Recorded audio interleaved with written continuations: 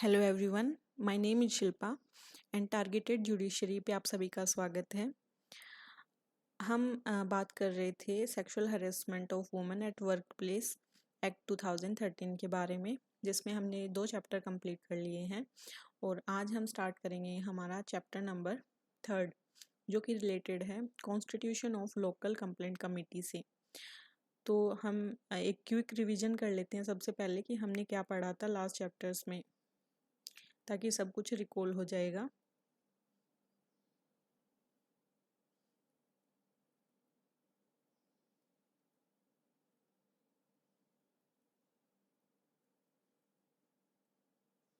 तो ये हमने स्टार्ट किया था sexual harassment of women at work place prevention prohibition and redressal act 2013। ये एक्ट नंबर 14 और 2013 है, पूछा जा सकता है।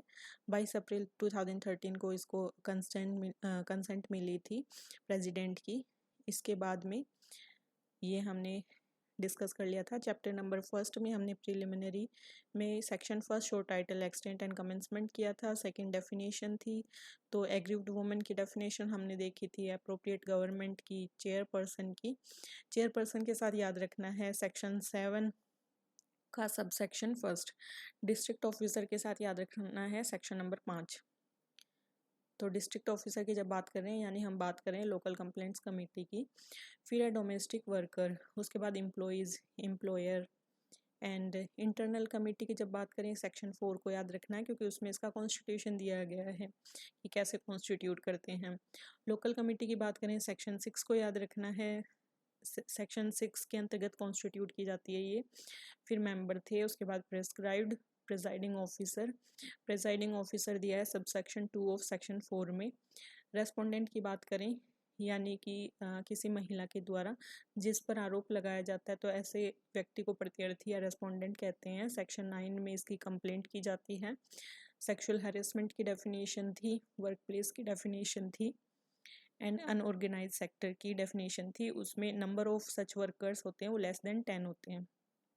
इसके बाद हमने बात की थी सेक्शन 3 की। सेक्शन 3 में प्रिवेंशन ऑफ सेक्सुअल हैरेसमेंट था, जिसमें बताया गया है यहाँ पे कि कौन से एक्ट है वो सेक्सुअल हैरेसमेंट के अंतर्गत आएंगे। चैप्टर 2 में हमने constitution of internal complaint committee की बात की थी और प्रेसाइडिंग ऑफिसर को कैसे चूज़ करते हैं वो देखा था। फिर हमने देखा कि एम्प्लॉयर है वो कैसे नॉमिनेट करता है अदर जो मेंबर्स हैं उनको, एंड एक मेंबर एनजीओ से लिया जाता है। At least 1/2 of total member women होनी चाहिए एंड 3 साल में वो यहाँ पे 3 साल तक वो अपना जो पद है वो ग्रहण कर सकेंगे। एंड नॉन गवर्नमेंटल ऑर्गेनाइजेशन से जो व्यक्ति को यहाँ चूज़ किया जाता है उसको फीस और अलावेंस देनी पड़ती हैं। इसके बाद था कि प्रेसाइडिंग ऑफिसर या मेंबर ऑफ इंटरनल कमेटी को कब हटाया जा सकता है, तो कुछ कंडीशन देखी थी। सेम ही कंडीशन अब हम लोकल कमेटी में भी पढ़ेंगे। तो अब हम स्टार्ट करते हैं हमारा चैप्टर नंबर 3। तो बहुत ही कम टाइम में हमने एक क्विक रिवीजन देख लिया।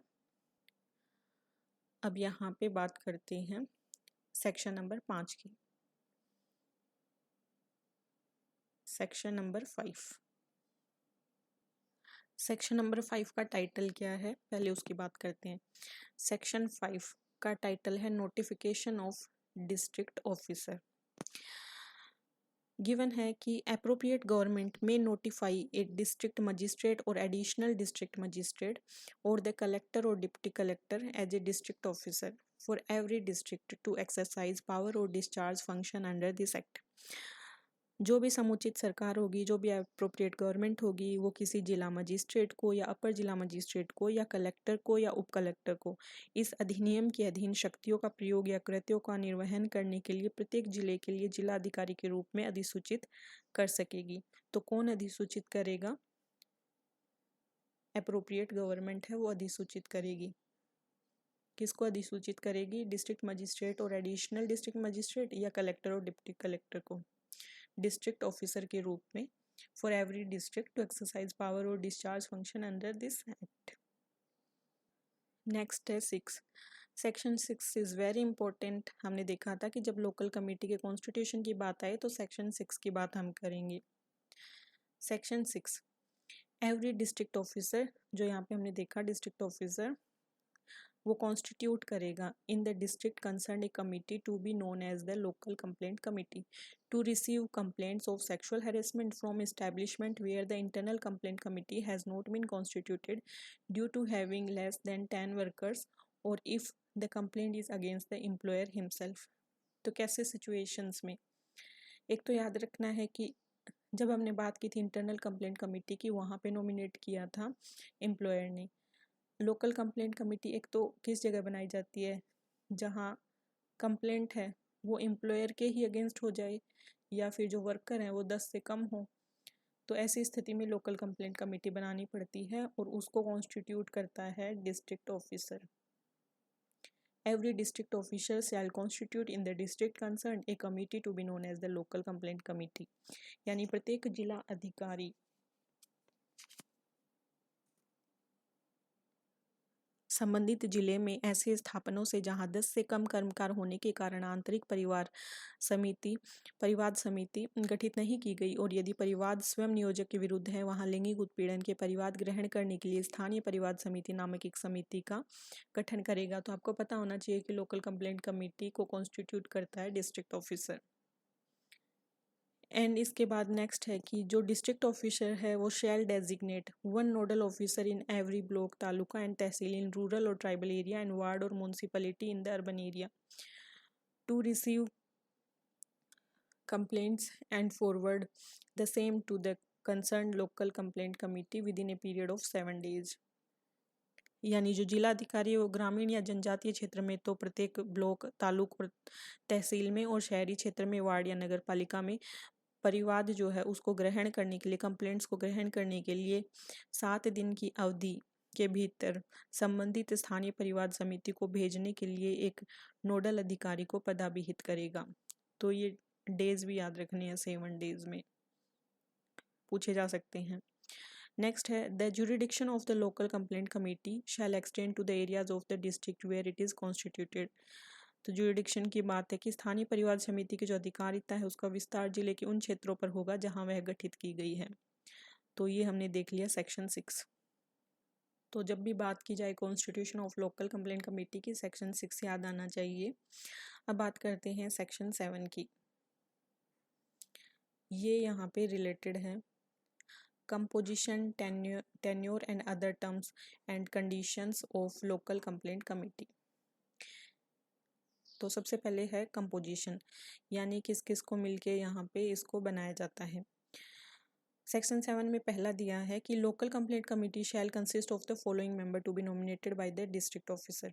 इंपॉर्टेंट है, लोकल कंप्लेंट कमेटी की बात आए तो नॉमिनेट कौन करेगा? District officer. सबसे पहले है एक चेयरपर्सन होगा, जबकि हमने इंटरनल कमेटी की बात की वहाँ पे प्रेजाइडिंग ऑफिसर था, यहाँ पे है चेयरपर्सन।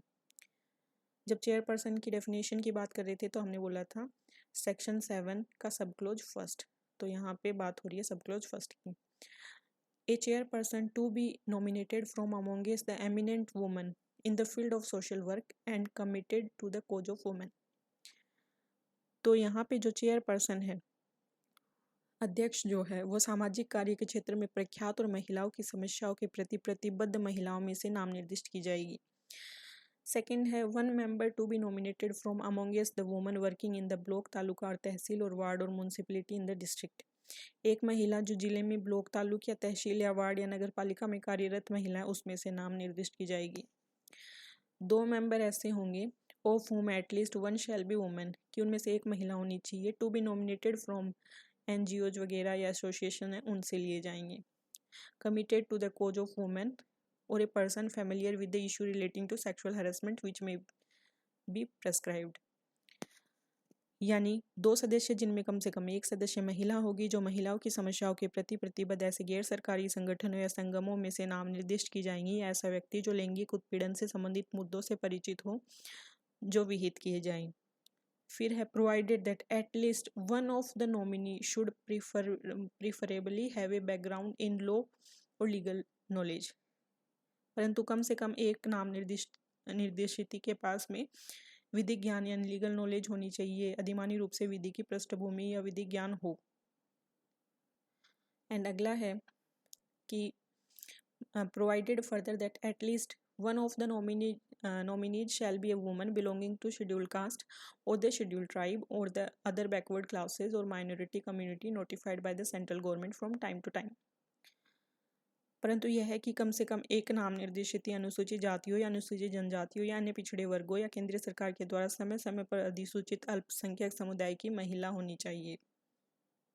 अगला है कि the concern officer dealing with the social welfare or women and child development in the district shall be a member ex officio. Ex officio का मतलब है कि अपने आप यहाँ पे बन जाना मेंबर, यानी कोई भी ऑफिसर जो कि social welfare or women and children के डेवलपमेंट के लिए डिस्ट्रिक्ट में काम कर रहा है, वो एक्स ऑफिशियो मेंबर अपने आप यहाँ पे मेंबर बन जाएगा। नेक्स्ट है the chairperson and every member of the local complaint committee shall hold office for such period not exceeding 3 years from the date of the appointment as may be prescribed by the district officer. तो यहाँ पे जो limitation है वो है 3 साल से ज़्यादा नहीं ही यहाँ पे पद ग्रहण कर सकेंगे। तो ये सेम ही है, इंटरनल कमेटी में भी 3 years ही था। अब नेक्स्ट यहाँ पे दिया है कि चेयरपर्सन और any member of the local committee को कब रिमूव किया जा सकता है। तो ये सेम कंडीशन है जो हमने इंटरनल कमेटी के प्रिजाइडिंग ऑफिसर और मेंबर को रिमूव करने के लिए पढ़ी थी, तो सेम है, देख लेते हैं फिर भी। Contravenes the provision of section 16, section 16 के उपबंधों का उल्लंघन करता है। Has been convicted for an offence or an inquiry into offence under any law for the time being in force is pending against him. किसी अपराध के लिए दोष सिद्ध किया गया है, तत्समय प्रवर्तित किसी विधि के अधीन किसी अपराध के बारे में कोई जांच उसके विरुद्ध लंबित है। थर्ड है has been found guilty in any disciplinary proceeding or a disciplinary proceeding is pending against him. किन्हीं अनुशासनिक कार्रवाइयों में दोषी पाया गया है या उसके विरुद्ध कोई अनुशासनिक कार्रवाइयाँ लंबित हैं। Has so abused his position as to render his continuance in official prejudicial to the public interest. उसने अपनी हैसियत का इस प्रकार दुरुपयोग किया है जिससे उसका अपने पद पर बना रहना लोक हित के प्रतिकूल हो गया है। सच चेयरपर्सन और मेंबर एज द केस में be shall be removed from the committee and the vacancies हो क्रिएटेड और any casual vacancy shall be filled by fresh nomination in accordance with the provision of this section. वहाँ यथास्थिति ऐसे अध्यक्ष या सदस्य को समिति से हटा दिया जाएगा और इस प्रकार सृजित रिक्ति या किसी आकस्मिक रिक्ति को इस धारा के उपबंधों के अनुसार नए नाम निर्देशन से भरा जाएगा। तो ये सेम टू सेम वही बात है जो हमने पहले देख चुके हैं। तो ये हमारा हो गया सेक्शन 7। अब हम बात करते हैं सेक्शन नंबर 8 के बारे में। Section number 8 grants and audit से रिलेटेड है। 8 नंबर का सेक्शन 8 अनुदान और संप्रेक्षा। The central government may, after due appropriation made by the parliament by law in this behalf, make to the state government grants of such sum or money as the central government may think fit for being utilized for the payment of fee and allowance referred to in subsection 4 और section 7। तो हमारा ये यहाँ छूट गया था, sub section 4-7 का ही देख लेते हैं। द चेयरपर्सन और member of the local committee other than the member nominated under clause B and D of sub section first shall be entitled to such fee or allowance for holding the proceeding of the local committee as may be prescribed. तो ये 4 वाला जो sub section है 7 का, इसमें बताया है कि क्लोज बी और डी जो था उसको छोड़कर क्लोज बी और डी में बी में दिया गया था एक महिला जो कि जिले में ब्लॉक, तालुक या तहसील या वार्ड या नगर पालिका में कार्यरत महिलाओं में से नाम निर्देश की जाएगी। बी तो ये था और यहाँ पे डी था कि कंसर्न जो ऑफिसर होगा ना, जो चिल्ड्रन और वुमेन के लिए जो काम कर रहा है, जो एक्स ऑफिशियो मेंबर बन जाएगा, इनको छोड़कर बाकी सबको जो पेमेंट वगैरह देना है वो दिया जाएगा इसके अंतर्गत सब सेक्शन। और उसी के बारे में सेक्शन 8 के फर्स्ट यहाँ पे सब क्लोज के में बात की गई है कि ये जो फीस और अलाउंस होगी ये सेंट्रल गवर्नमेंट है वो यहाँ पे डिसाइड करेगी और उसी आधार पर स्टेट गवर्नमेंट्स को ग्रांट्स हैं वो दी जाएंगी। केंद्रीय सरकार संसद के द्वारा इस निमित्त विधि के द्वारा किए गए सम्यक विनियोग के पश्चात राज्य सरकार को धारा 7 की उपधारा 4 में निर्दिष्ट फीसों या भत्तों के संदाय के लिए उपयोग किए जाने के लिए ऐसी धनराशियों के अनुदान दे सकेगी जो केंद्रीय सरकार ठीक समझे। उसके बाद नेक्स्ट है The state government may set up an agency and transfer the grants made under subsection first to that agency.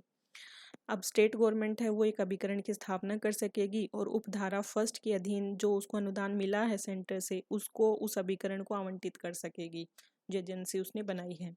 फिर ये जो एजेंसी जो बनाई है आगे सब क्लोज 3 में दिया है कि ये जो एजेंसी है shall pay to the district officer and such sum as may be required for the payment or fee allowance refer to in subsection 4 of section 7 कि जो अभिकरण बनाया है वो जिला अधिकारी को ऐसी राशियों का संदाय करेगा जो धारा 7 की उपधारा 4 में निर्दिष्ट फीसों या भत्तों के संदाय के लिए अपेक्षित है।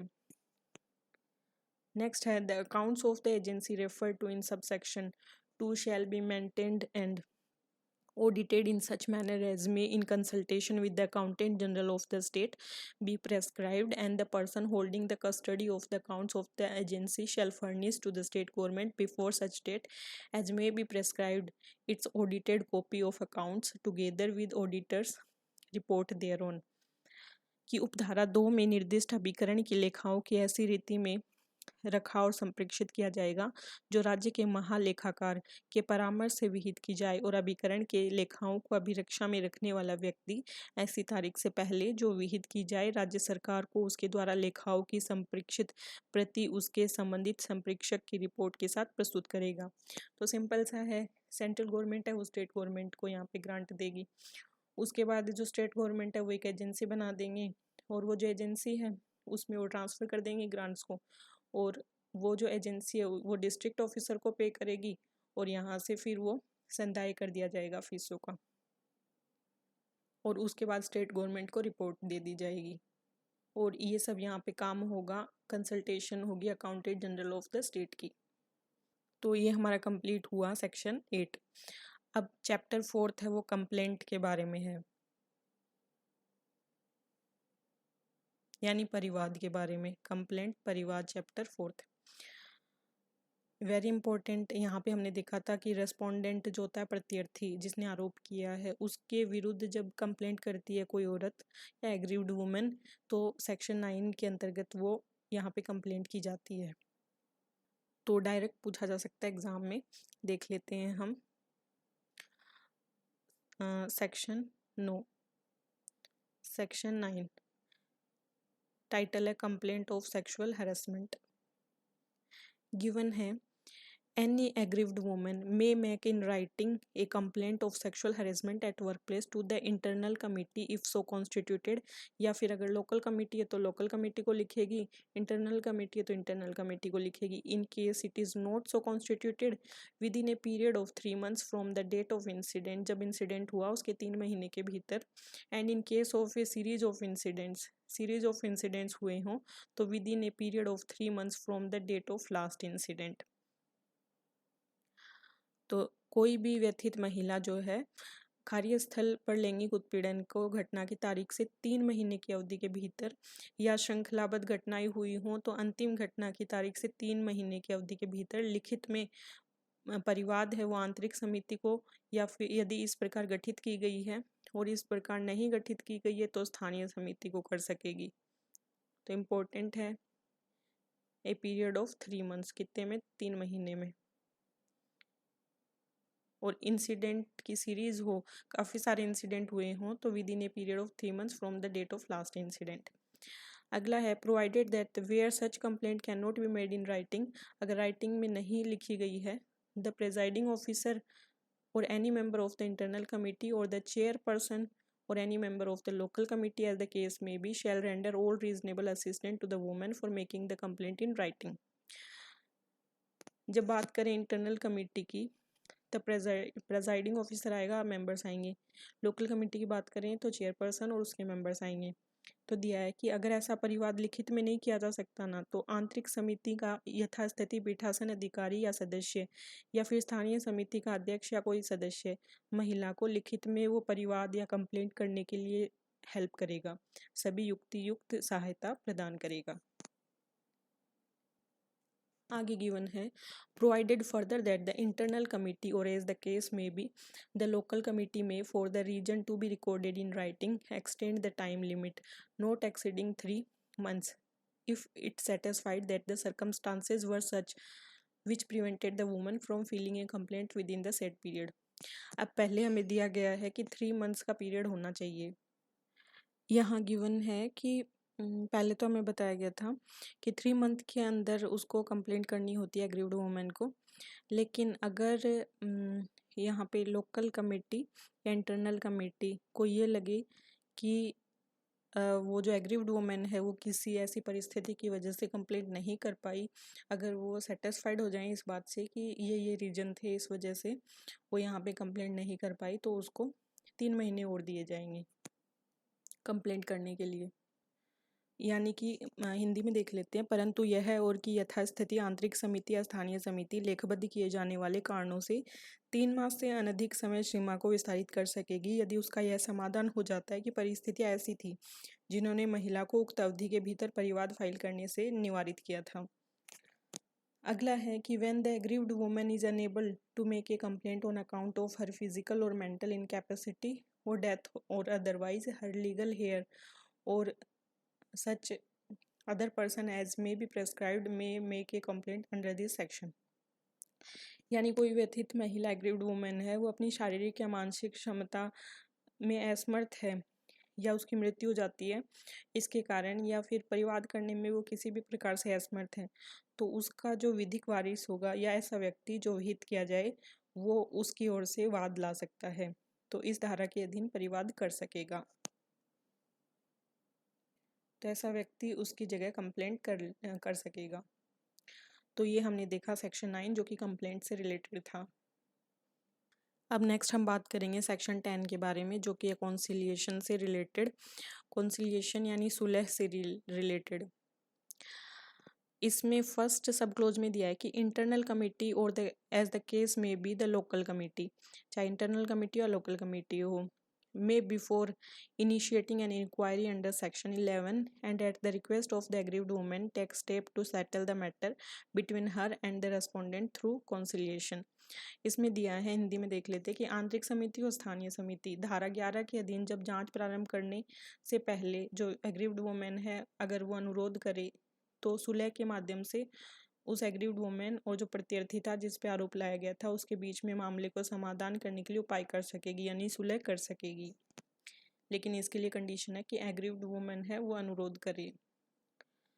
Provided that no monetary settlement shall be made as the basis of conciliation, लेकिन धन संबंधी समाधान सुलह के एक आधार के रूप में नहीं किया जाएगा, तो मॉनिटरी सेटलमेंट नहीं हो पाएगा। यहाँ पे इम्पोर्टेंट है, याद रखना है। सब क्लोज सेकंड में दिया है कि where a settlement has been arrived at under subsection first the internal committee or the local committee as the case में be shall record the settlement so arrived and forward the same to the employer or the district officer to take action as specified in the recommendation. तो दिया गया है कि यदि उपधारा first जो थी उसमें बोला गया है कि सुलह करवा सकेंगे, तो ऐसा अगर समाधान किया गया है तो आंतरिक समिति या स्थानीय समिति इस तरीके के जो समाधान किया गया है उसको रिकॉर्ड करेगी और उसको एम्प्लॉयर को भेजेगी और डिस्ट्रिक्ट ऑफिसर को भी भेजेगी, को ऐसी कार्रवाई करने के लिए भेजेगी जो सिफारिश में विनिर्दिष्ट की जाए। अगला है 3rd नंबर का sub close. The internal committee or local committee as the case may be shall provide the copies of the settlement as recorded under subsection 2 to the aggrieved woman and the respondent। जो यहाँ पे settlement किया गया है उसको जो record किया है अभिलिखित किया है उसकी जो कॉपीज हैं वो सब सेक्शन 2 जो है उसके अंतर्गत एग्रीव्ड वुमेन को भी दी जाएंगी और जो प्रत्यर्थी है उसको भी दी जाएंगी। अगला है 4 नंबर का। इसमें है कि where a settlement is arrived at under subsection first no further inquiry shall be conducted by the internal committee or the local committee as the case में बी। गिवन है कि जहाँ जो फर्स्ट सब क्लोज है उसके अधीन कोई समाधान हो गया है, सुलह हो गई है, वहाँ यथास्थिति आंतरिक समिति स्थानीय समिति कोई और जांच का संचालन नहीं करेंगी। तो ये हमने डिस्कस कर लिया है कॉन्सिलिएशन सेक्शन नंबर 10। अब हम देखेंगे सेक्शन नंबर 11। सेक्शन नंबर 11 के साथ ही हमारा चैप्टर नंबर 4 कंप्लीट हो जाएगा। बात करते हैं सेक्शन नंबर 11 जो कि इंक्वायरी इनटू कंप्लेंट से रिलेटेड है। सेक्शन 11 इंक्वायरी इनटू कंप्लेंट, यानी जो कंप्लेंट की गई है उसके लिए यहाँ पे इंक्वायरी या जांच करना, परिवाद के बारे में जांच करना। फर्स्ट इसका सब क्लोज दिया है कि subject to the provision of section 10 the internal committee and the local committee as the case में be shall where the respondent is an employee proceed to make inquiry into complaint in accordance with the provision of the service rules applicable to the respondent, and where no such rule exists in such manner as may be prescribed, or in case of a domestic worker, the local committee shall, if prima facie case exists, forward the complaint to the police within a period of 7 days for registering the case under section 509 of the IPC and any other relevant provision of the said code where applicable। यहाँ दिया गया है कि धारा 10 के उपबंधों के अधीन रहते हुए यथास्थिति आंतरिक समिति या स्थानीय समिति, जहां प्रत्यर्थी कोई कर्मचारी है वहां प्रत्यर्थी को जो सेवा नियम है उसके उपबंधों के आधार पे, और अगर ऐसे नियम नहीं हैं तो वहां ऐसी जो भी रीति विद्यमान हो जो विहित की जाए, परिवाद के बारे में जांच करने की कार्यवाही करेगी। और किसी घरेलू कर्मकार की दशा में स्थानीय समिति यदि प्रथम दृष्टया मामला विद्यमान है तो भारतीय दंड संहिता की धारा 509 और जहां लागू हो वहां उक्त संहिता के किसी अन्य सुसंगत उपबंधों के अधीन मामला रजिस्टर करने के लिए 7 दिन की अवधि के भीतर पुलिस को परिवाद भेजेगी। तो यहाँ पे ये सेक्शन भी याद रखना है आईपीसी का, और साथ ही याद रखना है 7 डेज को भी।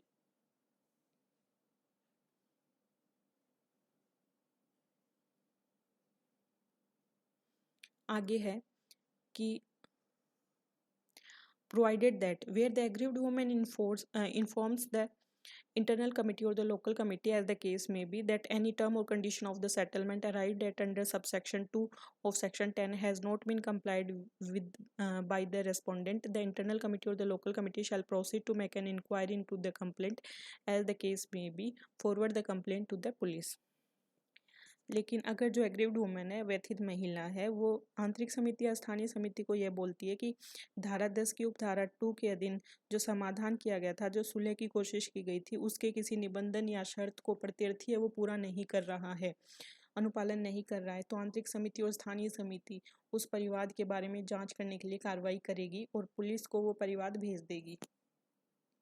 अगला है provided further that where both the parties are employees, the parties shall during the course of inquiry be given an opportunity of being heard, and a copy of the findings shall be made available to both the parties, enabling them to make representation against the finding before the committee। तो ऐसी स्थिति हो जब दोनों ही party यानी aggrieved women और जो प्रत्यर्थी है वो दोनों ही एम्प्लॉइज हों, कर्मचारी हों, तो ऐसी स्थिति में क्या होगा, दोनों पक्षकार अगर कर्मचारी हैं तो वहाँ पक्षकारों को जांच के प्रक्रम के दौरान सुनवाई का अवसर दिया जाएगा दोनों को, और निष्कर्ष की एक प्रति दोनों पक्षकारों को दी जाएगी।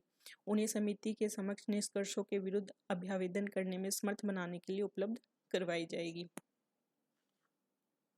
नेक्स्ट है 2 subsection notwithstanding anything contained in section 509 of IPC, the court may, when the respondent is convicted of the offence, order payment of such sum as it may consider appropriate to the aggrieved woman by the respondent, having regard to provision of section 15। दिया गया है कि भारतीय दंड संहिता की धारा 509 में अंतर्विष्ट किसी बात के होते हुए भी न्यायालय जब प्रत्यर्थी को अपराध का सिद्ध दोष ठहराया जाता है, यानी प्रत्यर्थी है उस पे अपराध साबित हो जाता है, तो धारा के 15 के उपबंधों को ध्यान में रखते हुए प्रत्यर्थी जो है वो व्यथित महिला को ऐसी राशि का संदाय करेगा, ऐसी राशि देगा जो वह समुचित समझे।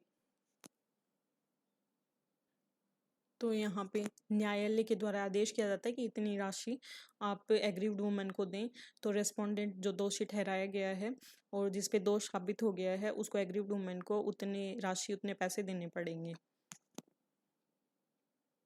प्रोविजन सेक्शन 15 के तहत।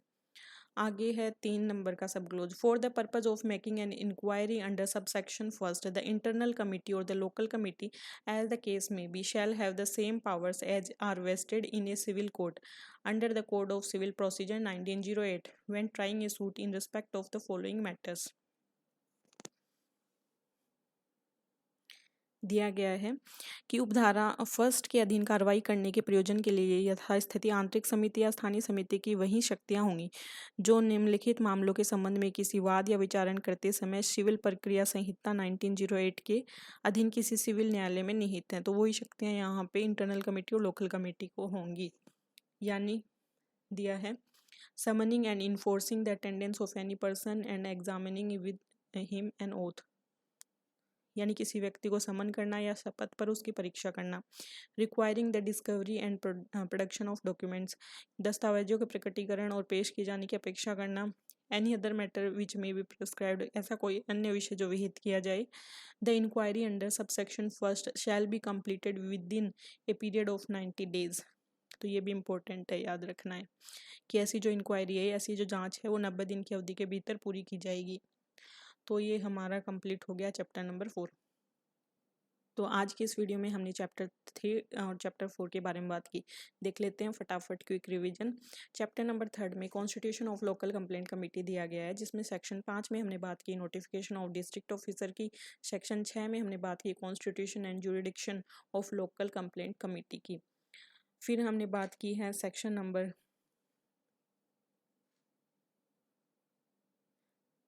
7 में composition, tenure and other terms and condition of local complaint committee. Section number 8 में हमने बात की है ग्रांट्स एंड ऑडिट्स के बारे में। चैप्टर 4 स्टार्ट होता है, जिसमें सेक्शन 9 में कंप्लेंट ऑफ सेक्सुअल हरेसमेंट के बारे में बात की। सेक्शन 10 में कॉन्सिलिएशन सुलह के बारे में बात की। सेक्शन 11 में इंक्वायरी इनटू कंप्लेंट के बारे में बात की। और ये हमारा कंप्लीट हो गया है चैप्टर 4। बाकी के जो चैप्टर हैं वो हम हमारे नेक्स्ट वीडियो में कंप्लीट करेंगे। So keep watching and keep sharing. Thank you so much. Have a nice day.